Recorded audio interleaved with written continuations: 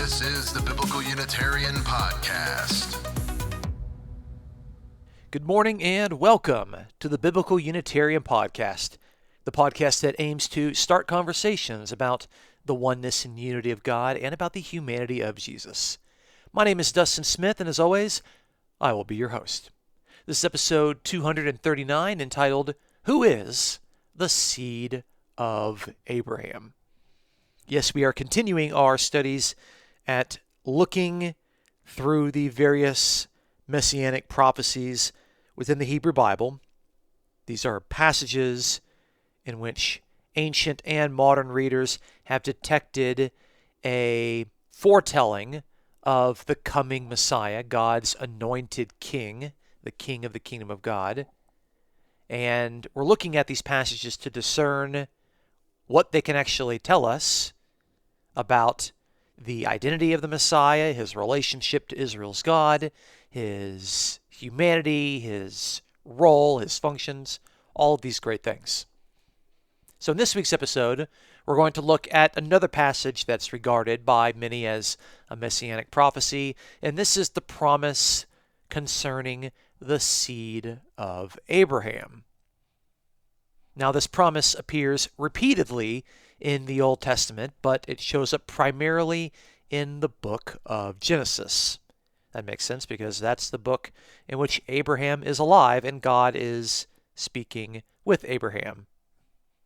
So we're going to focus our attention, at least initially, in the book of Genesis, but we'll look at quite a few other places, especially within the New Testament, to see how those authors interpreted the promises given to Abraham concerning his worldwide family, his seed, his descendants.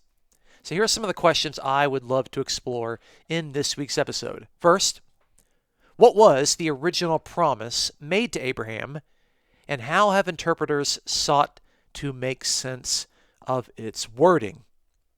Second, what difficulties are raised with the definition of seed? Third, in what way is Jesus included into the family promised to Abraham, and what does this say about his authentic humanity? And lastly, who was the first New Testament author to directly attribute messianic status to the, quote, seed of Abraham, end quote? Let's find out on this week's episode of the Biblical Unitarian Podcast. Our first point today is the seed of Abraham and God's blessing. So the passage we'll begin looking at today is Genesis 12, verses 1 through 3. So I'll be reading out of the New American Standard Version, and that'll be important because the translation of one of the words at the end of this passage is open to a little bit of dispute. So Genesis chapter 12, verse 1 says, Now Yahweh said to Abram, Go forth from your country and from your relatives and from your father's house to the land which I will show you. And I will make you a great nation, and I will bless you and make your name great, and so you shall be a blessing. And I will bless those who bless you, and the ones who curses you I will curse. And in you all the families of the earth will be blessed. That's Genesis 12, verses 1 through 3. And anyone introduced to this particular passage at the undergraduate level of biblical studies learns very quickly that Abraham is promised three things. He is promised the land that Yahweh is going to show him. He has promised descendants, namely a great nation is going to come forth from him, and all the families of the earth being blessed because of this. And thirdly, a blessing in particular. God is going to bless Abraham, and in Abraham, or through Abraham, all the families of the earth are going to be blessed. So you have the land, you have the descendants, and you have the family. Now I mentioned that I read this out of the New American Standard Version, and out of the other modern standard English versions of the Bible, and by standard versions I mean versions that have that big S in it, like the NASB, the New Revised Standard Version, the English Standard Version, the Holman Christian Standard Bible. These standard versions attempt to be fairly literal in their translation, which is why I tend to prefer those English translations over others. So these standard versions will all more or less translate this third verse basically the same way, because the controversial phrase is this phrase at the end of verse 3, in you, that is, in Abraham, all the families of the earth will be blessed. And it's that verb to bless. The verb to bless is, at least in these English translations, understood in the passive sense. The families of the earth will be blessed. Now, this is how the Greek translator of Genesis, who translated into the Septuagint, understood the verb. The verb is pressed into the Greek language in the Septuagint in the passive, the Greek being evevloi thi sante.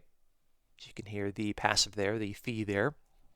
However, some prominent Jewish interpreters, such as Rashi and even the modern JPS Tanakh translation, have actually understood the verb to bless as a reflexive. And the reflexive would be that all the families of the earth would bless themselves. So when you look at the Tanakh translation, Genesis 12:3, it says that all the families of the earth shall bless themselves by you. They understand the verb to bless there in the reflexive sense. The subjects there are blessing themselves. It's reciprocal. Now, it's interesting that while this is a pretty prominent Jewish interpretation, not all modern Jewish scholars take it. One of the interesting things is that Nahum Sarna's commentary, which is in the JPS Torah commentary series, which actually uses the Tanakh translation at its base, still has Dr. Sarna favoring the passive interpretation. So even though the Tanakh translation is used in that particular commentary, in Nahum Sarna's own commentary on the passage, he actually prefers the passive sense. Whatever the case may be, the point is that Genesis 12, verses 1 through 3, has Abraham, and he has promised land, he has promised descendants, and he has promised a blessing.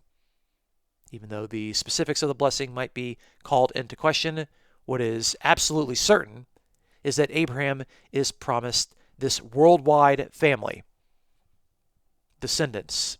He is promised members of the human race to descend from him as an ongoing family.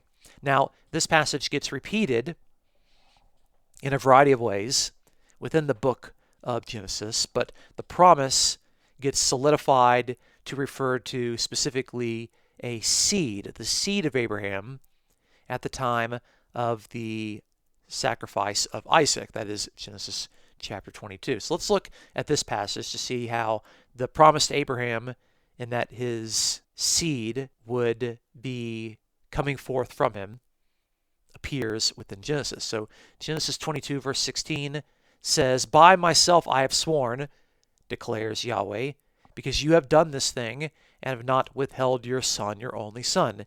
Indeed, I will greatly bless you. I will greatly multiply your seed as the stars of the heavens and as the sand which is on the seashore, and your seed shall possess the gate of their enemies. In your seed all the nations of the earth shall be blessed, because you have obeyed my voice." That's Genesis 22, verses 16 through 18. And there, the final verse, verse 18, says, "In your seed all the nations of the earth shall be blessed." There again, the passive voice used with the verb to bless. But now we have a particular seed. Now, we mentioned in our previous episode when we were looking at the seed of the woman that there's some ambiguity with the word seed, because seed is a collective noun that primarily refers to descendants. It is a collective referring to multiple persons, to all of the descendants of Abraham. but it gets referenced as the word seed, the Hebrew noun zerah. But some people have assumed that this, if it's a messianic prophecy, is referring to seed as in one particular person, one particular individual. Now, it'd be difficult to draw that conclusion simply by reading Genesis 22:18 or even Genesis 12, but we're going to see that in the New Testament there were some interpreters that took that particular line. But as we'll see in the New Testament as well, it's not an either or. It's not that you have to choose as to whether these promises regarding the seed of Abraham refer to a collective group of descendants, or it refers to one single individual, the messianic seed of Abraham, namely Jesus Christ. It's not an either-or thing. It seems that the New Testament writers have kind of a both-and thing. But let's see how this works out. So I'd like to move to the New Testament to look at that particular evidence. So that moves us to our second point. Point number 2, the seed of Abraham within the New Testament. Now, one of the interesting things that I note with this data is that it seems that the most common and natural reading of the seed of Abraham, picked up by the various New Testament authors in their own ways, seems to regard seed in the collective sense of multiple descendants in reference to Abraham's family. So let's look at some of this evidence. So in the book of Acts, Acts chapter 3, verse 25, this is in the speech of Peter. He says, talking to his Jewish listeners, "It is you who are the sons of the prophets and of the covenant which God made with your fathers, saying, and in your seed all the families of the earth shall be blessed." That's Acts 3, verse 25. And here we have a reference to the promised seed that's made to Abraham. In your seed, all the families of the earth shall be blessed, directly citing there from Genesis, as we already read. But the reference in the context clearly refers to the Jewish listeners. You are the sons of the prophet and the sons of the covenant which God made to your fathers, saying to Abraham, in your seed. So Peter here in this sermon, but it's technically the theology of Luke, the evangelist, is regarding the seed of Abraham collectively, referring to Abraham's family, multiple persons. Let's move to Paul. In Romans chapter 4, in verse 16, Paul says, "For this reason is by faith, in order that it may be in accordance with grace, that the promise will be guaranteed to all the descendants, not only those who are of the law, but also to those who are of the faith of Abraham, who is the father of us all." Romans 4:16. Now, the translation that the English has here says that the promise will be guaranteed to all the descendants, but in Greek, it is to all the seed, panti to spermati, to all the seed. Now, even the English translator knows that this singular reference to seed needs to be translated as descendants, and the context is pretty clear that all of the seed is clearly a reference to multiple persons. And Paul defines all of the seed as not only those who are of the law, namely Jews, but also to those who are of the faith of Abraham, who is the father of us all. So clearly here the reference to the seed, the promised seed of Abraham, is a reference to multiple persons, Jews and Gentiles, who are of faith. Abraham functioning as the father of us all. This is the worldwide family that was promised to Abraham. So it's not a messianic interpretation, at least in this passage. Later in Romans, Paul identifies himself as a descendant of Abraham. In Romans 11, verse 1, Paul says, "I say, then, God has not rejected his people, has he? May it never be. For I too am an Israelite, a descendant of Abraham of the tribe of Benjamin." That's Romans 11, verse 1. And so we see in the English here that Paul describes himself as a descendant of Abraham, but in the Greek, it is ek spermatos Avraham. Paul is a descendant, namely a seed of Abraham. He is of the seed of Abraham. So he identifies himself as that. Paul clearly doesn't think he is the Messiah, but he's still regarding seed of Abraham as this collective reference to Abraham's family consisting of multiple persons. Paul's able to attribute the reference to seed of Abraham even to his Jewish opponents. In 2 Corinthians 11:22, Paul says, "Are they Hebrews? So am I. Are they Israelites? So am I. Are they descendants of Abraham? So am I." 2 Corinthians 11:22.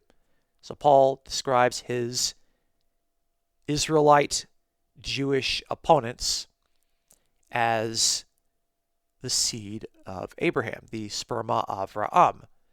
And then Paul also thinks that he himself is that. Clearly he is, because he is a Jew. He is a physical descendant of Abraham. But he's still describing this seed of Abraham, this sperma Avraham, as a reference to a collective group of people, to multiple persons. In the book of Hebrews, there's also a reference to the seed of Abraham, the descendant of Abraham.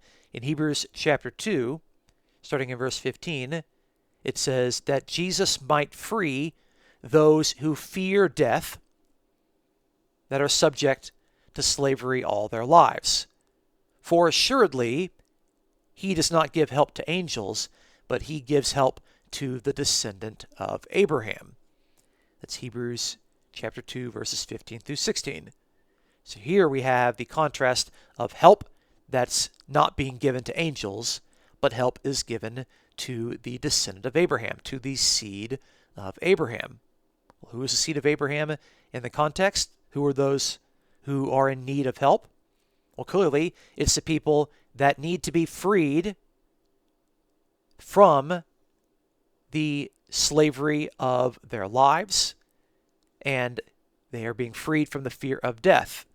That is in reference to the people that need to be redeemed. That's in reference to humanity, to the flesh and blood members of the human race. It's not a reference to Jesus. Jesus is the one who frees those people. Jesus is the one who offers the help to these people. So these people are the descendant of Abraham. They are the seed of Abraham. So the New Testament primarily understands the seed of Abraham to refer collectively to this race of persons, this family promised to Abraham. Now, there are some New Testament authors that do regard Jesus as the descendant of Abraham. So let's look at those. The best place to identify this is in the genealogies of Matthew and Luke. This brings us to our third point. Jesus as the descendant of Abraham in the genealogies. So Matthew has a massive genealogy at the beginning of his gospel, and the opening verse is very telling. In Matthew 1:1, it says, "The record of the genealogy of Jesus the Messiah, the son of David, the son of Abraham." Matthew chapter 1, verse 1. So here, Jesus is described with the title, Son of Abraham. Now, this is not the seed of Abraham, but clearly it is the very specific son that is promised to Abraham, in the same way that the son of David is a messianic title that is promised to David. Now, David, of course, had many sons, and Abraham, of course, had many sons. But there's certainly a sense here in Matthew to where Jesus is kind of the definitive son of Abraham, the climactic son of Abraham, which bears messianic significance because he is Jesus the Messiah. He is Jesus the anointed king. And then Matthew goes on and tells us how, in fact, Jesus is the son of Abraham. And it does so by tracing Abraham's family and lineage. So in Matthew 1:2, it says that Abraham was the father of Isaac. Isaac was the father of Jacob. Jacob was the father of Judah and his brothers. And it goes on and on and on for like 40 names to all the way you get down to Matthew 1:16, where it says that Jacob was the father of Joseph, the husband of Mary, by whom, or in the Greek, out of whom, Jesus was born, who is called the Messiah. So Matthew is very diligent to trace Jesus' lineage as one who descends from this long line beginning from Abraham and all of his descendants, 40 plus descendants. So Jesus is the final son of Abraham in this particular genealogy, because it's Jesus' genealogy. And so this would indicate that, like all the other descendants of the human being Abraham, like Isaac, Jacob, Judah, Joseph, and Mary, Jesus is also a human being. So for Jesus to be the son of Abraham means that he is a human being like Abraham. He's a member of the human race. He's a man, not an angelic being dressed up like a man, or a spirit being that takes on flesh, or a member of the Godhead that takes on flesh. Jesus is a bona fide member of the human race, just like you and me. Now, Luke also is able to trace Jesus back to Abraham, but the language of Jesus being the specific son of Abraham only seems to appear in Matthew. So in Luke 3:23, it says that when he, Jesus, began his ministry, Jesus himself was about 30 years of age, being, as was supposed, the son of Joseph, son of Eli, and the genealogy continues and it counts backwards. It works backwards from Jesus to Joseph to Eli. It just keeps going and going and going for 12, 13 verses. It goes all the way back. Then you get to Luke 3:34, and it goes all the way to Abraham, the son of Abraham. So both Matthew and Luke in their genealogies indicate that Jesus is the human descendant of Abraham. Jesus doesn't pre-exist Abraham. He is the one who owes his own lineage to Abraham. So there we have the descendant of Abraham, or at least the seed of Abraham in some sense, being attributed to Jesus. Jesus is obviously included into this massive worldwide family that is promised to Abraham. If Abraham is promised a family of human beings in whom all the earth is going to be blessed, then certainly Jesus, the Messiah, who is a Jew, is going to be one of those persons. So yes, it's kind of a both-and thing. It's that Jesus is the son of Abraham, and yet he is a member of the seed of Abraham. And Paul actually, in Galatians chapter 3, is able to pull both of these threads together. So this is going to be our fourth and final point, Jesus as the seed of Abraham within Galatians. Now we already noted in Romans that the primary way that Paul likes to describe the seed of Abraham is a reference to the multiple persons who are of the family of Abraham. It's a collective reference. We saw that in Romans. We saw that in 2 Corinthians. But in Galatians chapter 3, Paul has this very interesting, it's probably the right word to use it, an interesting argument in regard to this ambiguity with the word seed. Paul is, of course, well aware of this ambiguity. So in Galatians 3:16, it says that now the promises were spoken to Abraham and to his seed. He does not say, and to seeds, as referring to many, but to one, and to your seed. That is Christ. That's Galatians 3:16. So Paul here is playing on the fact that, of course, seed is a collective noun, but it could also refer to an individual. And he actually sees that Abraham does not promise multiple seeds in the sense of multiple families, but he's promised one particular seed, a singular seed, and he describes that as Christ. Now, is this an open-shut case that Paul has just kind of contradicted himself? He says that the seed of Abraham in Galatians 3:16 is to one particular person, to Christ, but in Romans and 2 Corinthians, clearly he thinks that the seed of Abraham refers to multiple individuals. I don't think it's as simple as that, because he says that the seed is Christ.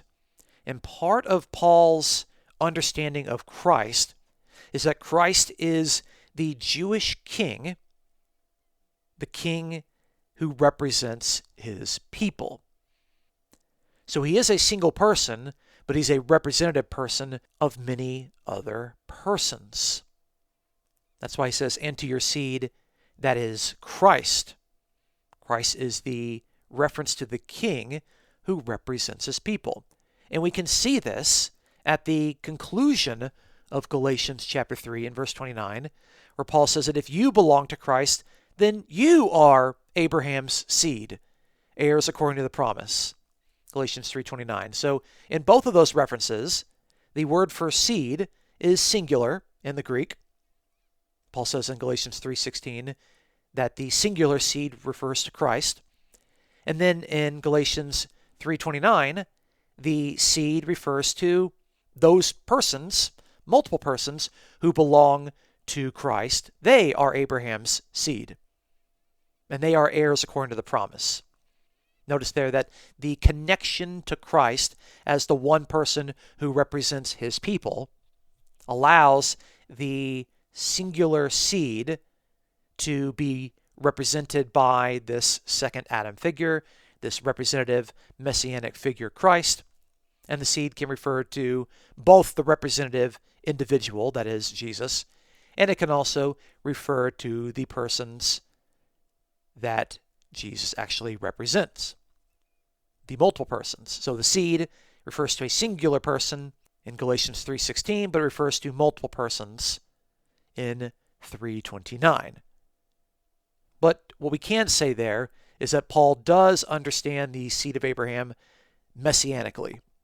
And since Galatians predates Matthew and Luke, that would mean that Paul is the earliest New Testament writer to attribute unambiguous messianic status to the messianic promise regarding the seed of Abraham. And in doing so, he doesn't take away the fact that Abraham's seed does refer to a worldwide family that's defined by Abraham's faith. It's just that Jesus, the Messiah, the one who represents his people, is the one person who can represent all of those persons from the sense of atonement and Christology. But clearly, if Jesus is included among those persons, then Jesus is a descendant of Abraham, which indicates that he is a bona fide human being. He is a man, 100% human, a member of the human race. So thank you so much for listening to this week's episode. Join us next week as we continue to look at messianic prophecies from the Hebrew Bible, and we look at the passage dealing with the Lion of the tribe of Judah, who is the royal king who is to descend from Judah's family tribe. So let's please look forward to our next episode. If you enjoy our podcast, please consider supporting us as we promote the sound truths of the oneness and unity of God and the humanity of Jesus. You can support us for free by subscribing on YouTube and iTunes, by giving us a 5-star rating on iTunes, and by sharing your favorite episodes with your friends. If you would like to donate to help keep the podcast on the air, you can check out a link to PayPal in the description of this episode. The Biblical Unitarian Podcast is produced and edited by Dustin Williams. I am Dustin Smith. Until next time, please take care.